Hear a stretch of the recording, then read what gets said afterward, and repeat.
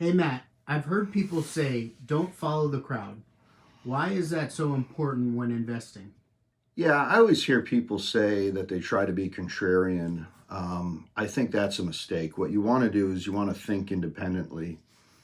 And most of the time, the crowd is going to be right. But it's those times when the crowd is doing something insensible for behavioral reasons.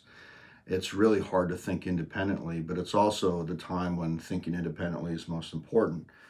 So, this is really the essence of value investing or fundamental investing. It's being able to rely on your own conclusions, assuming those conclusions are made with, uh, are backed by deep research, even when the market doesn't agree with you.